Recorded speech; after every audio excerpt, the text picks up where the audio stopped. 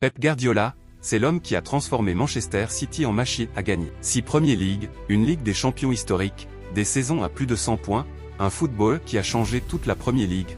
Pendant 10 ans, City a dominé l'Europe avec une régularité presque inhumaine. Mais aujourd'hui, Guardiola dit stop. Et ce qui marque le plus dans cette annonce, ce sont ces mots. Pep a déclaré « Rien n'est éternel. Au fond de moi, je sais que c'est le moment ». Une phrase simple, mais extrêmement forte. Parce qu'on sent un homme fatigué mentalement après presque 20 ans à vivre le football à une intensité totale entre Barcelone, le Bayern Munich et Manchester City. Le plus surprenant, c'est qu'il lui restait encore un an de contrat. Beaucoup pensaient qu'il allait continuer jusqu'en 2027. D'ailleurs, il y a encore quelques jours, Guardiola évitait complètement les questions sur son avenir. Certains journalistes racontent même qu'il a coupé court à une interview en direct quand le sujet de son départ a été évoqué. Mais finalement, la décision était déjà prise depuis plusieurs semaines. Et surtout, Guardiola a annoncé quelque chose qui inquiète beaucoup les supporters, il veut faire une longue pause. Oui, Pep ne prévoit pas d'entraîner un autre club immédiatement. Il a clairement expliqué qu'il avait besoin de respirer un peu, de prendre du recul et de sortir du rythme infernal du football de haut niveau. Quand on connaît son obsession du détail, sa pression permanente et son exigence extrême,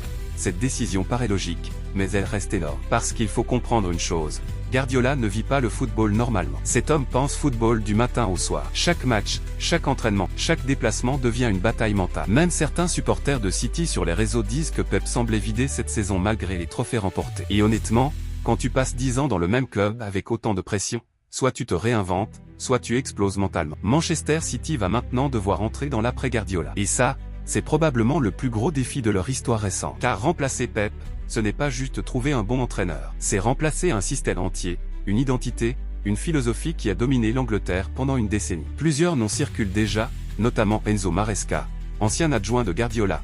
Mais soyons honnêtes, personne ne peut vraiment remplacer Pep Guardiola. Et ce départ arrive aussi dans un contexte particulier pour Manchester City. Le club reste sous pression avec les fameuses accusations financières qui entourent encore l'équipe depuis plusieurs années. Même si Guardiola a toujours défendu le club publiquement, certains supporters et observateurs se demandent si tout cela a aussi joué dans sa décision. Officiellement, non. Guardiola insiste sur le fait que ce départ est personnel. Mais forcément, les spéculations continuent. Ce qui est certain, c'est que son héritage est gigantesque. Guardiola laisse derrière lui l'une des plus grandes dynasties de l'histoire du football anglais. Et Manchester City lui rend déjà hommage, une statue sera construite et une tribune du stade portera même son nom. Ça montre l'impact colossal qu'il a eu sur le club. Maintenant, la vraie question est simple, est-ce qu'on reverra un jour Pep Guardiola sur un banc? Certains pensent qu'il reviendra après 1 ou 2 ans de pause. D'autres pensent qu'il pourrait devenir sélectionneur d'une équipe nationale avant la Coupe du Monde 2030. Mais aujourd'hui, personne ne connaît réellement la suite de son histoire. Une chose est sûre, le football européen ne sera plus le même sans Guardiola chaque week-end sur le banc de Manchester City. Et même ceux qui détestaient City doivent reconnaître une vérité. Pep Guardiola a changé le football moderne. Mais selon vous,